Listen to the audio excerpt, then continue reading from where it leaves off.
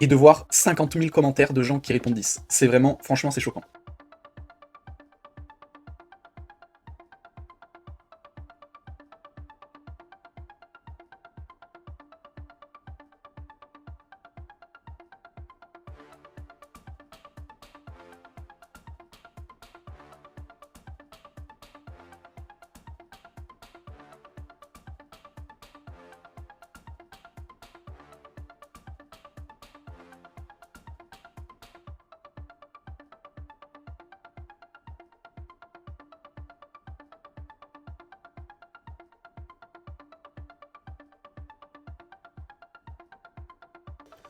Ok, donc je suis tombé sur ce post, sur ce réel Insta, où donc on met, voilà, vous avez la chance de ramener une personne en vie. Quelle personne choisirez-vous? Donc il y a 12 personnes sur ces photos. Alors notamment les 4 premiers, c'est plutôt des artistes. Alors celle du milieu, c'est un peu tout, politique, artiste et scientifique. Et la dernière ligne du dessous, c'est 4 politiques. J'ai été vraiment choqué de voir la liste des commentaires. Je n'ai pas tout fait. Il y a 88 000 commentaires. 88 000. Je crois qu'en termes de ratio, c'est un post qui démonte tous les records. Parce qu'il a 127 000 likes et 88 000 commentaires. C'est vraiment extrêmement rare. Je sais pas, j'ai fait un truc très rapide hein, et j'ai pas fait tous les commentaires, mais 9 commentaires sur 10 minimum à commenter le chiffre 10. Alors je sais bien qu'il y a des trollers, qu'il y a des gens qui rigolent, que c'est drôle et tout. Mais quand on voit le type de commentaires, alors il y en a, ils mettent que des 10, ils mettent des gifs 10 et tout machin. Oui, pour qu'il finisse son travail, il y a eu beaucoup ce commentaire là. 10 bien sûr, je choisirais 10 tout le temps, 10 avec des emojis de flammes, d'Allemagne et tout. Vraiment, c'est chaud. Je veux bien croire qu'il y a un tiers, et je suis gentil, mais bien un tiers sur ces milliers de commentaires, même des dizaines de milliers de commentaires, qui soient du troll, ou de l'humour noir. Mais en fait, je trouve